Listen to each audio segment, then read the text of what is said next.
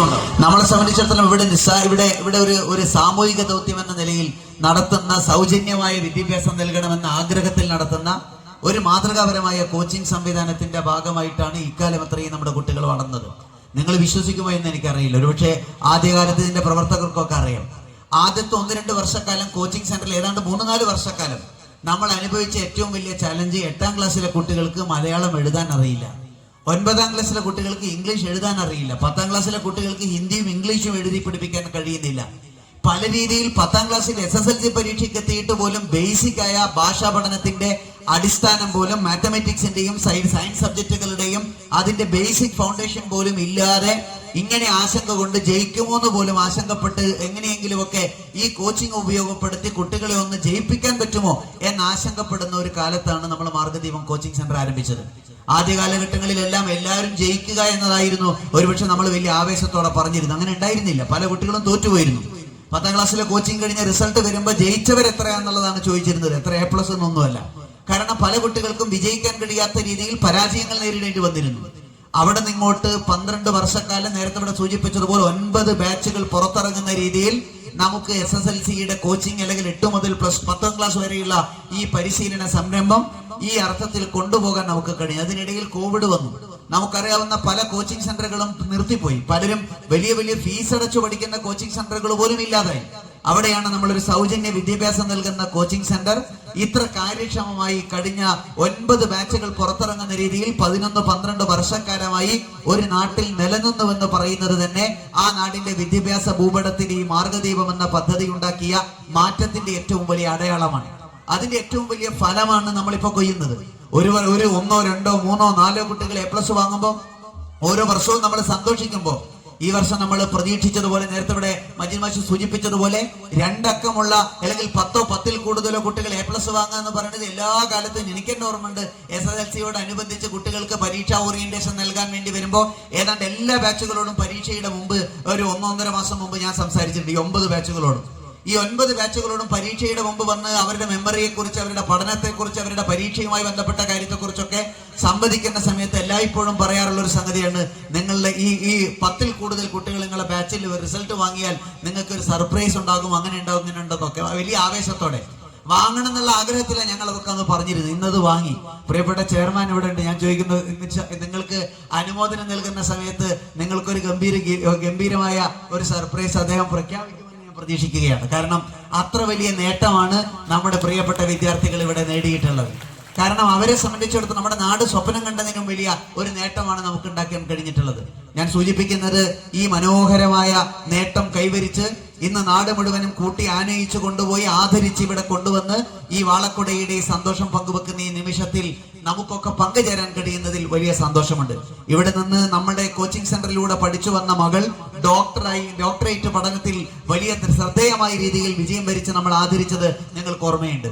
ആ കോച്ചിങ് സെന്ററിലൂടെ കടന്നുപോയ വിദ്യാർത്ഥികൾ, മജീദ് മാഷിന്റെ മകൻ ഉൾപ്പെടെയുള്ള പല കുട്ടികളും എഞ്ചിനീയറിംഗ് പഠനത്തിലടക്കം മുന്നോട്ട് വന്ന് എഞ്ചിനീയർ മേഖലയിൽ വൈദഗ്ധ്യം തെളിയിച്ചത് നമുക്കറിയാം.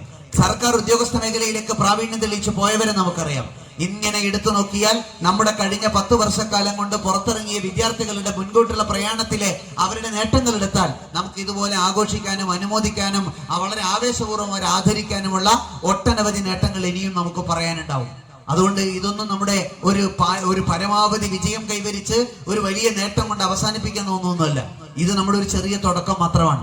നമുക്ക് 12 A+ എന്ന് പറയുന്ന ഒരു ചെറിയ തുടക്കം മാത്രമാണ്. ഈ തുടക്കത്തിലൂടെ കടന്നുപോയ കുട്ടികൾ ഇനി വലിയ നേട്ടങ്ങളിലെത്തണം.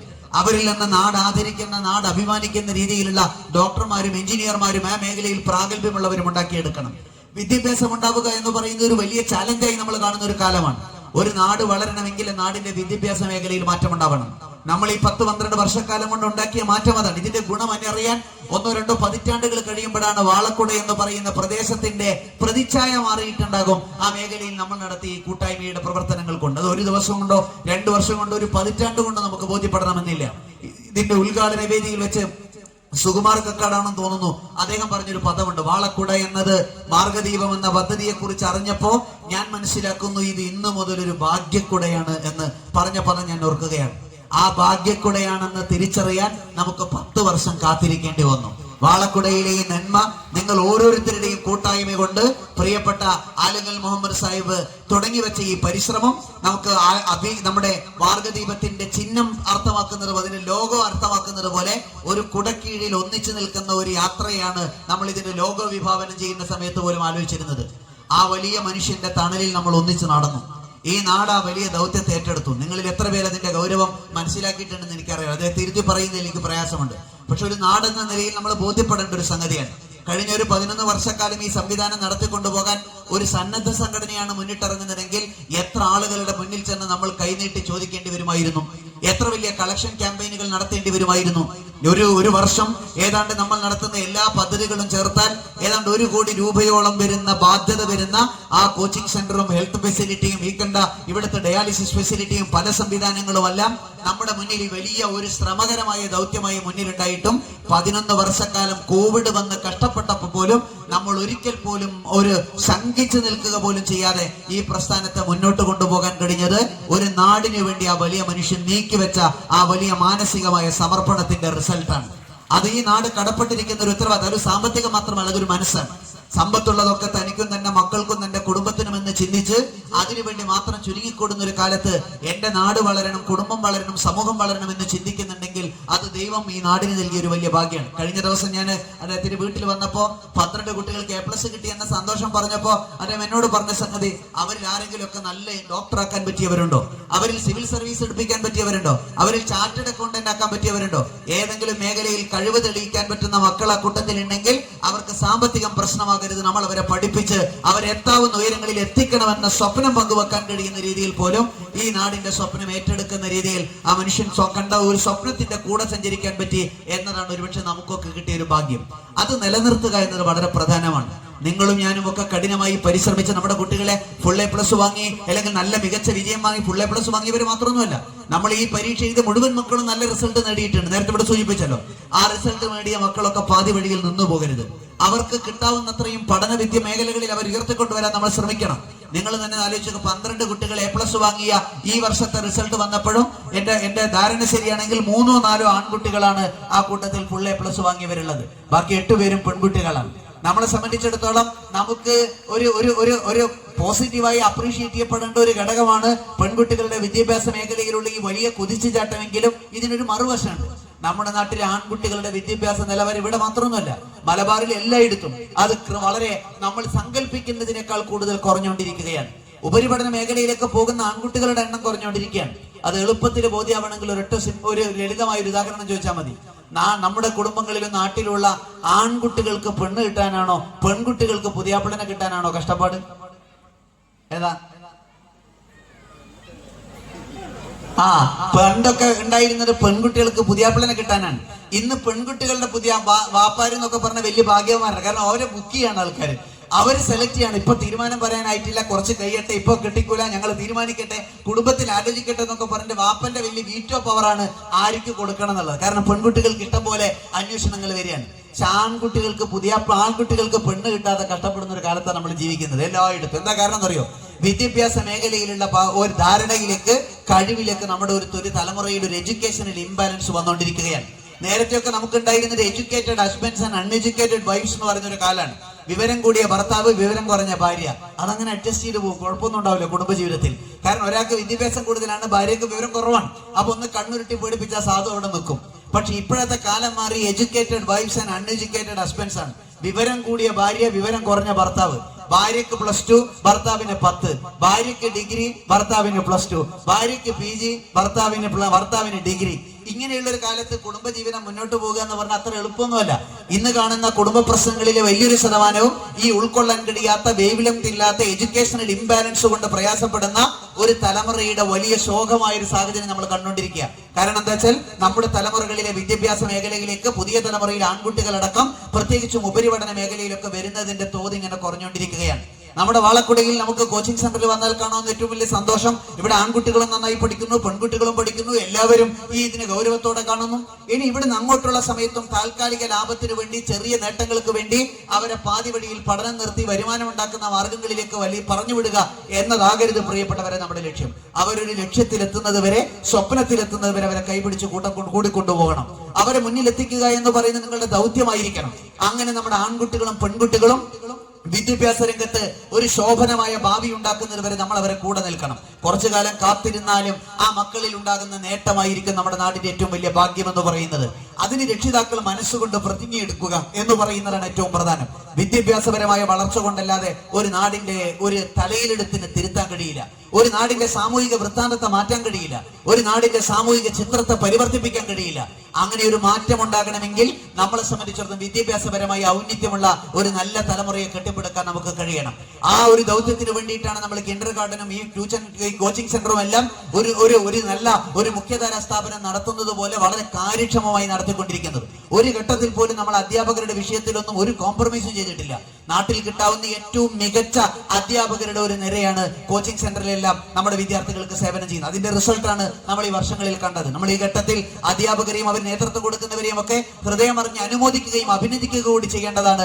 ആ ഒരു എഫേർട്ടാണ് അവർ ഈ സംരംഭത്തിന് വേണ്ടി നടത്തിയിട്ടുള്ളത്. അങ്ങനെയുള്ള ഒരു ശ്രമകരമായ ഒരു സമയം, എല്ലാം നൽകാവുന്നതിന്റെ മാക്സിമം ക്വാളിറ്റേറ്റീവായി നടത്തുന്ന ഒരു പരിശ്രമത്തിന്റെ തുടർച്ചയാണ് മാർഗ്ഗദീപം. നമ്മൾ 12 വർഷക്കാലം നടന്നു നീങ്ങി, ഇവിടെ കൊണ്ട് അവസാനിക്കരുത്. ഇനിയും നമുക്ക് ഒരുപാട് ദൗത്യങ്ങൾ ചെയ്യാനുണ്ട്.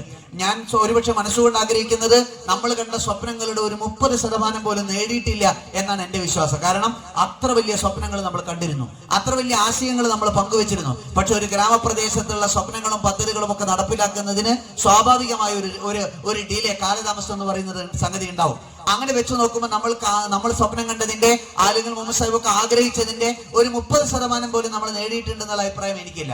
പക്ഷേ നമ്മൾ ആ 30% നമ്മുടെ നാടിന് വലുതാണ്. നമ്മുടെ നാടിന് വലിയ ത്യാഗപൂർണമായ പ്രവർത്തനമാണ്. ഒരുപാട് ആളുകളുടെ ശ്രമകരമായ ദൗത്യമാണ്. പക്ഷെ നമ്മൾ ഒന്നിച്ചു നിന്നാൽ ഇനിയും ഒരുപാട് മേഖലകളിൽ മാറ്റമുണ്ടാക്കാൻ കഴിയും. ആരോഗ്യ മേഖലയിൽ നമ്മളൊരു ആഴ്ചയിൽ 1-2 ദിവസം ഡോക്ടർ വരുന്നൊരു ക്ലിനിക്ക് തുടങ്ങി, വിദ്യാഭ്യാസ രംഗത്തെ പോലെ. ഇന്ന് നിങ്ങളുടെ തൊട്ടടുത്തിരിക്കുന്നത് ഈ പ്രദേശത്തിന്റെ ഏറ്റവും തലയെടുപ്പോടെ പ്രവർത്തിക്കുന്ന ഒരു ഹെൽത്ത് സെന്ററിന്റെ ആ മുറ്റത്ത് വന്ന് ഒരുപക്ഷെ ഈ നാടിന്റെ ഏറ്റവും വലിയ ഒരു അഭിമാന കേന്ദ്രമായി ഈ ആലുങ്ങൽ മുഹമ്മദ് സാഹിബിന്റെ തന്നെ ഒരു ഇനീഷ്യേറ്റീവോടുകൂടി ഗവൺമെന്റിന്റെ ഒരു വലിയ സംവിധാനം ഇവിടെ വന്നു. ആ സംവിധാനം നമുക്ക് ഉണ്ടാക്കിയത് ആരോഗ്യ രംഗത്ത് ഒരു സുരക്ഷിതമായ ഒരു സാഹചര്യം നമ്മുടെ നാട്ടിൽ ഉണ്ടാക്കി. അങ്ങനെ വിദ്യാഭ്യാസ രംഗത്ത് കോച്ചിങ് സെന്ററും കിൻഡർ ഗാർഡനും എനിക്ക് തോന്നുന്നു മിക്ക വലിയ സ്ഥാപനങ്ങൾ, വലിയ ഇംഗ്ലീഷ് മീഡിയങ്ങൾ വരെ അഡ്മിഷൻ തുടരുന്നു എന്ന് പറഞ്ഞിട്ട് പരസ്യം ഇന്നലെയും വരെ ഞാൻ കണ്ടു, മലപ്പുറം ജില്ലയിലടക്കം. പക്ഷെ നമ്മുടെ കിൻഡർ ഗാർഡനിൽ കഴിഞ്ഞ ആഴ്ചയിൽ വന്ന പരസ്യം നിങ്ങൾ കണ്ടു കാണും, ഈ കിൻഡർ ഗാർഡൻ അഡ്മിഷൻ ക്ലോസ്ഡ്, ഇനി കുട്ടികളെ എടുക്കുന്നില്ല എന്ന് വെച്ച് പരസ്യം കൊടുക്കുകയുണ്ടായി. ഈ നാട്ടിലാണത്. അഡ്മിഷൻ എടുക്കില്ല എന്ന് പറഞ്ഞിട്ടാണ് നമ്മൾ പരസ്യം കൊടുത്തത് മെഞ്ഞാന്ന്. കാരണം ഇനി കുട്ടികൾ എടുക്കാൻ കഴിയില്ല എന്നുള്ളത്.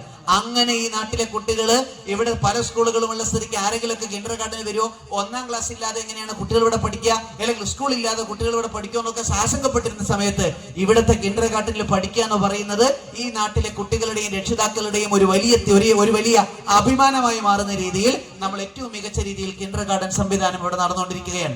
ഇവിടെ ഉണ്ടായ LSSന്റെ USSന്റെ ഉൾപ്പെടെയുള്ള പല വിജയങ്ങളുള്ള മക്കളെയും നമ്മൾ അനുമോദിക്കുന്നതൊക്കെ സന്തോഷമുള്ള വേദി കൂടിയാണ്. നിങ്ങളൊന്ന് മനസ്സിലാക്കേണ്ടത്, ഈ ശ്രമങ്ങളൊക്കെ നിങ്ങൾ ഒന്നിച്ചു നിന്നപ്പോ, ഈ നാട് കൂടെ നിന്നപ്പോ പരിശ്രമിച്ച് നമ്മൾ നേടിയെടുത്തതാണ്. ഈ നമ്മൾ തുടങ്ങിയ ഇതോടൊപ്പം ആരംഭിച്ച ഒരു പദ്ധതിയായിരുന്നില്ലേ സാമ്പത്തിക സമാഹരണം എന്ന് പറയുന്നത്. ഒരു സേവിങ്ങിന്റെ കൾച്ചർ ഈ നാട്ടിലെ ജനങ്ങൾക്ക് ഉണ്ടാവുക. നാളേക്ക് വേണ്ടി, കുട്ടികളുടെ പഠനത്തിന് വേണ്ടി, കുട്ടികൾ വീട്ടിലെ ആവശ്യങ്ങൾക്ക് വേണ്ടി ഒരു ഉള്ള വരുമാനത്തിന്റെ ഒരു ഭാഗം മാറ്റിവെക്കുക. അതൊരു പൈസ ഉണ്ടാക്കാനുള്ള വഴിയൊന്നും ആയിരുന്നില്ല. നേരെ മറിച്ച് ആളുകൾക്ക് ഒരു ബോധം ഉണ്ടാവാൻ വേണ്ടിയായിരുന്നു. 10 രൂപ ഉണ്ടാകുമ്പോൾ ഒരു 3 റുപ്യ എടുത്തു വെക്കണമെന്നൊരു ചിന്ത ഉണ്ടാവാൻ, എന്തെങ്കിലുമൊക്കെ വീട്ടിലുണ്ടാകുമ്പോൾ കുറച്ച് നാളേക്ക് കരുതി വെക്കണമെന്നൊരു സ്വപ്നം ഉണ്ടാകാൻ, നാളെ എപ്പോഴും എന്ത് വിഷയം ഉണ്ടായാലും ആരെങ്കിലുമൊക്കെ വരുമെന്ന തോന്നൽ ഒഴിവാകാൻ, നമ്മൾ തന്നെ നമുക്ക് വേണ്ടി ഏറ്റവും കൂടുതൽ കരുതി വെക്കേണ്ടതെന്ന തിരിച്ചറിവുണ്ടാകാനാണ് നമ്മൾ സമ്പാദ്യ പദ്ധതി ആരംഭിച്ചത്. എത്ര വലിയ നേട്ടമാണ് നാട്ടിലുണ്ടാക്കിയത്. ഞാൻ ഇവിടെ നിന്ന് അസമാഷോട് സംസാരിക്കുമ്പോൾ ഞങ്ങൾ ചർച്ച ചെയ്യായിരുന്നു, നമ്മൾ ഈ സമ്പാദ്യ പദ്ധതി അത് കോവിഡിന് മുമ്പ് വരെയുള്ള കാലത്ത് നമ്മൾ അതിന്റെ ലോൺ പദ്ധതികളും പലിശരഹിത ലോൺ സംവിധാനങ്ങളൊക്കെ നടത്തിയിട്ട് ഏതാണ്ട് 38 ലക്ഷം രൂപ പലിശരഹിത ലോൺ സംവിധാനത്തിൽ നമ്മുടെ നാട്ടിൽ ഈ സംവിധാനത്തിലൂടെ നമുക്ക് നൽകാൻ പറ്റി. 38 ലക്ഷം രൂപ ഈ സ്ത്രീകളാണ് നൽകിയത്. ഒരു രൂപ പോലും ഒരുത്തത്തിൽ ബാധ്യത വരുത്താതെ, ഒരു ഈടും വാങ്ങാതെ അവരവരുടെ നിത്യ ആവശ്യങ്ങൾക്ക് വേണ്ടിയിട്ടാണ് ലോൺ സംവിധാനം നടത്തിയത്. ഇപ്പൊ അത് നമുക്ക് കുറച്ചു കാലമായി കോവിഡിന്റെ സാഹചര്യങ്ങളൊക്കെ വന്നപ്പോൾ നമുക്ക് ലോൺ സംവിധാനം നടത്താൻ കഴിഞ്ഞിരുന്നില്ല. ഇന്നത്തെ ഈ പദ്ധതിയുടെ ഈ തുടർച്ചയെന്നോണം നമുക്ക് ഈ വർഷം ജൂലൈ മാസം മുതൽ നമുക്കത് ആരംഭിക്കണം എന്നുള്ള രീതിയിലാണ് ഇതിന്റെ പ്രവർത്തകരൊക്കെ വീണ്ടും പുനരാരംഭിക്കാനാണ് ശ്രമിക്കുന്നത്. ഇപ്പോഴും നിങ്ങളുടെ സ്ത്രീകളുടെ നിക്ഷേപമായി 23 ലക്ഷം രൂപ സ്ത്രീകൾ സമാഹരിച്ച് നിക്ഷേപം നടത്തുന്ന, അല്ലെങ്കിൽ അത്തരത്തിൽ വളരെ വ്യവസ്ഥാപിതമായി പ്രവർത്തിക്കുന്ന ഒരു സമ്പാദ്യ പദ്ധതി ഇന്നും അത് നിലനിൽക്കുന്നു. അതും ഈ മാർഗദീപത്തിൽ നിങ്ങൾ അർപ്പിച്ച വിശ്വാസമാണ്. മാർഗദീപത്തിൽ നിങ്ങൾ കാണിക്കുന്ന വലിയ കൂട്ടായ്മയാണ്. അങ്ങനെ നിങ്ങൾ ആലോചിച്ച് നോക്കിയാൽ ഇങ്ങനെ നമുക്ക് തുടങ്ങി വെച്ച ശ്രമങ്ങളിലെല്ലാം വലിയ മാതൃകാപരമായ നേട്ടവും വിജയവും ഉണ്ടാക്കാൻ നമുക്ക് കഴിഞ്ഞിട്ടുണ്ട്. പക്ഷെ ഇതെല്ലാം അതിന്റെ പൂർണ്ണമായ വിജയത്തിലേക്ക് എത്തിയിട്ടില്ല. അതിലേക്ക് എത്താൻ ഇനിയും നമ്മൾ പരിശ്രമിക്കേണ്ടതുണ്ട്. അതിൽ ഒന്നിച്ചു നിൽക്കുക, നമ്മൾ കൂടുതൽ കൂടുതൽ സ്വപ്നം കാണുക, ഇത്തരത്തിലുള്ള ശക്തമായ ഇടപെടലുകൾ ഉണ്ടാവുക. അതിന് മാർഗദീപത്തിന്റെ മെന്റേഴ്സ് എന്നൊക്കെ പറയുന്നത് 1 രൂപ പോലും പ്രതിഫലം വാങ്ങാതെ, ഒരു തലത്തിൽ പോലും ഒരു സാമ്പത്തികമായ ബാധ്യതകൾ അല്ലെങ്കിൽ ഒരു ബാധ്യതകൾ വരുമ്പോൾ എത്രത്തോളം ചെറിയ ചെറിയ സംഗതികളൊക്കെ സ്വയം ഏറ്റെടുത്തിട്ട് മാർഗദീപത്തിനും ഫൗണ്ടേഷനും ബാധ്യത വരുത്താതെ ചെയ്യാൻ പറ്റുമോ എന്നുപോലും ചിന്തിക്കുന്ന രീതിയിൽ ഈ കുട്ടികൾക്ക് വേണ്ടിയുള്ള ക്യാമ്പുകൾക്ക് വേണ്ടിയുള്ള സംവിധാനങ്ങൾക്ക് വേണ്ടിയുള്ള ശ്രമങ്ങൾക്കെല്ലാം മുന്നിൽ വന്ന് പ്രവർത്തിക്കുന്ന നമ്മുടെ മാർഗദീപം മെന്റേഴ്സ് എന്ന് പറയുന്നത് അവർ നടത്തുന്നത് ഒരു വലിയ ത്യാഗപൂർണമായ പ്രവർത്തനം. എപ്പോ വിളിച്ചാലും, ഞാൻ പറഞ്ഞല്ലോ 10-12 വർഷക്കാലമായി കണ്ട മുഖങ്ങളിൽ ഒരാൾ പോലും നേതൃത്വരംഗത്തുണ്ടായിരുന്ന ആരും പിൻവാങ്ങിയിട്ടില്ല. സാധാരണ ഇത്തരം പദ്ധതികളൊക്കെ നടക്കുന്ന നാട്ടിൽ പോയാൽ ഒന്നുകിലും നടത്തുന്നവരും കൂടെ നിൽക്കണോലും തെറ്റിപ്പോവും, അല്ലെങ്കിൽ തുടങ്ങിയോലും വന്നോലും തെറ്റിപ്പോവും. ഇങ്ങനെയൊക്കെ ഉണ്ട്. ഞാൻ വന്ന ആളാണ്, നിങ്ങൾ ഈ നാട്ടിലുള്ള ആൾക്കാരാണ്. പക്ഷെ നമ്മളെ സംബന്ധിച്ചുള്ള 12 കൊല്ലമായി ആ മെന്റേഴ്സിൽ ആള് കൂടുതലല്ലാതെ ഒരാൾ കുറഞ്ഞിട്ടില്ല. മാത്രമല്ല ആ കൂട്ടായ്മ ഏറ്റവും ഭദ്രമായ രീതിയിൽ ഇത്രയും കാലം നിലനിർത്തി മുന്നോട്ട് പോകാൻ കഴിഞ്ഞിട്ടുണ്ട്. എല്ലാ തിരക്കുകൾക്കിടയിലും എല്ലാവരും അതിന് പ്രാധാന്യം നൽകുന്നുമുണ്ട്. അതുകൊണ്ട് ഇതെല്ലാവരുടെയും പരിശ്രമത്തിന്റെ ഫലമാണ്. ഞാൻ ദീർഘിപ്പിക്കുന്നില്ല. ഈ ദൗത്യം നമുക്ക് ഇനിയും വിജയിപ്പിക്കണം. ഇനിയും വിജയകരമായ ഒരുപാട് മുന്നേറ്റങ്ങളുമായി നമുക്ക് ഈ വാളക്കുടയെ കേരളത്തിന്റെ സാംസ്കാരിക ഭൂപടത്തിലെ ഒരു മാതൃകാ പ്രദേശമാക്കി മാറ്റിയെടുക്കാൻ നമുക്ക് കഴിയണം. അതിന് 10 വർഷം വിജയകരമായി ഈ കോച്ചിങ് സംവിധാനം ഉൾപ്പെടെ പൂർത്തിയായതിന്റെ സന്തോഷം എന്ന നിലയിൽ ഒരു വലിയ ഒരു സംഗമം അടക്കം നടത്തി ഈ ചരിത്രപരമായ നേട്ടത്തെ നമുക്ക് സമൂഹത്തിന് മുന്നിൽ സമർപ്പിക്കണമെന്ന് ആഗ്രഹിച്ചു നിൽക്കുന്ന സമയത്താണ് നമ്മൾ ഇങ്ങനെ ഒരു ആദരവിന്റെ ചടങ്ങ് നടത്തുന്നത്. നമുക്ക് ഈ വർഷം അത്തരത്തിലുള്ള വിപുലമായ പദ്ധതികളുമായി നമ്മൾക്ക് മുന്നോട്ട് പോകുന്ന ഒരു നല്ല സമയമാണ്. ഒരുപാട് സ്വപ്നങ്ങൾ നമ്മുടെ മാർഗദീപത്തിന് ഇനിയും മുന്നോട്ട് ചലിപ്പിച്ചു കൊണ്ടുപോകാനുണ്ട്. ആ ശ്രമങ്ങളിലെല്ലാം നിങ്ങളുടെ എല്ലാവരുടെയും പൂർണ്ണമായ പങ്കാളിത്തം ഉണ്ടാകണം എന്ന് മാത്രം ആഗ്രഹിച്ചുകൊണ്ട് കുട്ടികൾക്ക് ആദരിക്കുവാനും അത് കഴിഞ്ഞ് കുറച്ച് കലാപരിപാടികൾ ഉൾപ്പെടെ നടക്കേണ്ടതുള്ളത് കൊണ്ട് ദീർഘിപ്പിക്കുന്നത് ഉചിതമല്ല എന്ന് തിരിച്ചറിഞ്ഞ് നിങ്ങൾക്ക് എല്ലാവർക്കും ഒരിക്കൽ കൂടി നിങ്ങൾ നൽകിയ സ്നേഹത്തിന്, നിങ്ങൾ നൽകുന്ന പിന്തുണക്ക്, നിങ്ങൾ നൽകുന്ന ഈ ശ്രമകരമായ പ്രവർത്തനങ്ങൾക്ക് എല്ലാത്തിനും ഹൃദയംഗമായ നന്ദിയും കടപ്പാടും ഒരിക്കൽ കൂടി അറിയിച്ചുകൊണ്ട് നാഥൻ, ഇത് സർവശക്തനായ നാഥൻ കൂടുതൽ വിജയം നൽകി നമുക്കിതിനെ ഇന്ന് മുന്നോട്ട് കൊണ്ടുപോകാൻ നമ്മളെല്ലാ ശക്തിയും നൽകുമാറാവട്ടെ എന്ന് ആത്മാർത്ഥമായി പ്രാർത്ഥിച്ചുകൊണ്ട് ഞാൻ എൻ്റെ വാക്കുകൾ ഉപസംഹരിക്കുന്നു. ഒരിക്കൽ കൂടി വിജയികളായ പ്രിയപ്പെട്ട മക്കൾക്ക് അനുമോദനങ്ങൾ നേരുന്നു. നിങ്ങൾക്ക് നന്ദി. ജയ് ഭാരത്.